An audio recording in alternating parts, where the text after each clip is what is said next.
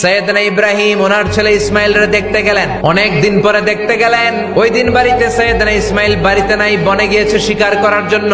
বাড়িতে সৈয়দনা ইসমাইলের বিবি সৈয়দনা ইব্রাহিম ঘরের দরজার বাইরে থেকে সালাম দিয়ে বললেন, আসসালামু আলাইকুম। ভেতর থেকে কর্কশ গলায় একটা মেয়ে সালামের উত্তর দিয়ে বলল, ওয়া আলাইকাস সালাম।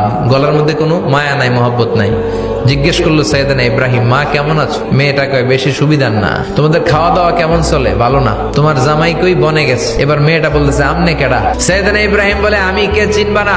ইদা জা যাওজুকি মিনাল গাবা, স্বামী যখন বন থেকে ফিরবে তোমার স্বামীর একটা সালাম দিবা আর বলবা ঘরের দরজার চৌকাঠটা যেন তোমার স্বামী পাল্টে দেয়। এই কথা বলে ইব্রাহিম চলে গেলেন। বুখারীর বর্ণনা। ইসমাইল আসার পরে বিবি বলতে আরম্ভ করছে, দুপুরবেলা একটা বুড়া আইছিল। বুড়া সৈয়দনা ইসমাইল বলে, কোন বুড়া আসছে? কি বলছে? বিবি বলে, আপনারে সালাম বলছে। ওয়ালাইকুমুস সালাম। আর কি বলেছে? আর বলছে ঘরের দরজার চৌকাঠ যেন আপনি পাল্টে ফেলেন। এই কথা বলার পরে সৈয়দনা ইসমাইল চিৎকার দিয়ে বলে, ও কি করলি তুই? নিজের কপাল পড়লি, নিজের কপালে নিজে কুড়াল মারলি। ডেকে বললে, এটা বুড়া না, এটা তোর শ্বশুর। এইটা আমার বাবা ইব্রাহিম খলিল। আমার বাবা যা বলেছে এর মানে হলো তোরে যেন আমি তালাক দেই। আই ডিভোর্সড ইউ, তোরে তালাক দিয়ে দিলাম। বাবার খুশির জন্য তালাক দিয়ে দিস। আপনার আব্বাও যদি আপনার বউরে এমনি তালাক দিয়ে ফেলতে বলে, দিবেন নাকি? আবার দিয়েন না, মুসিবত আছে।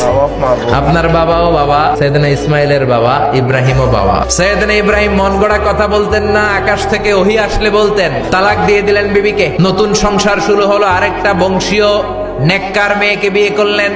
3 বছর পর সৈয়দনা ইব্রাহিম আবার বেড়াতে আসলেন। আজকেও সৈয়দনা ইসমাইল বাসায় নাই। সৈয়দনা ইব্রাহিম সালাম দিলেন, আসসালামু আলাইক। এবার জাদুমাখা কণ্ঠে, কুকিল কণ্ঠে, মোলায়েম কণ্ঠের একটা মেয়ে ঘরের ভেতর থেকে বলে, ওয়া আলাইকুমুস সালাম। সৈয়দনা ইব্রাহিম বললেন, কাইফা হালুকি ইয়া উম্মি, মা কেমন আছো? বলো বলো। মেয়েটা বলে, আলহামদুলিল্লাহি আলা কুল্লি হাল, সব অবস্থায় আলহামদুলিল্লাহ। সংসার কেমন চলে? কয় খুব ভালো। খাওয়া দাওয়ার অবস্থা কি? কয় আরো ভালো। এবার মেয়েটা বলে, কে আপনি? এই মরুভূমির মাঝখানে রৌদ্রের মধ্যে দাঁড়িয়ে দাঁড়িয়ে কথা বলেন, কেউ তো কোনোদিন আমাদের খোঁজ নিতে আসে না। কে আপনি? ঘরে আসেন। সৈয়দনা ইব্রাহিম বলে, না, আমার পরিচয় দিব না, ঘরেও আসবো না। মেয়েটা বলে, আপনি যদি ঘরে না আসেন আমি কিন্তু রাগ করব। সুবহানাল্লাহ কোন। জোর করে ঘরে নিলেন, শরবত খাওয়ালেন, খেজুর খাওয়ালেন, রুটি খাওয়ালেন, মাংস খাওয়ালেন। সৈয়দনা ইব্রাহিমও চোখের পানি ছেড়ে দোয়া করলেন, ও মিয়া, এটাও মাইয়া, আগেরটাও। আহা, বেশ কম আসরা নাই।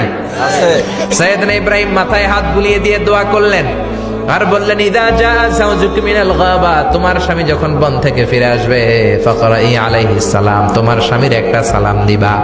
ওয়া মুরিহি আন ইউসবিতা আতাবাতা বাবিহি, আর বলবা ঘরের দরজার নতুন চৌকাঠ যেন জীবনেও না পাল্টায়। চলে গেলেন। ইসমাইল আসলেন। বেবি বলল, নুরানি চেহারার এক আল্লাহর ওলির মতো মুরব্বী লোক আসছিল। মুরব্বী আসছে শুনে ইসমাইল তো ভয় পেয়ে গেলেন। কিরে, আগে তো একটা ঘটনা ঘটছে, ঠিক কিনা? কেমন আচরণ করেছিস বল। বিবি বলে, আপনি ভয় পাবেন না, আমি খুব ভালো আচরণ করেছি, আপ্যায়ন করেছি। তিনিও খুশি হয়ে আমার মাথায় হাত বুলিয়ে দোয়া করে দিয়েছেন আর বলেছেন, ঘরের দরজার নতুন চৌকাঠ যেন জীবনেও আপনি না পাল্টান। সুবহানাল্লাহ। সৈয়দনা ইসমাইল বিবিকে জড়িয়ে ধরলেন। যেই মুরব্বী লোকটা এসেছিল সাধারণ কোনো মানুষ নয়, তোমার শ্বশুর আমার বাবা ইব্রাহিম খলিল। আমার বাবা যেই কথা বলে গিয়েছেন, যে ইঙ্গিত দিয়েছেন, এটা তো গ্রিন সিগন্যাল।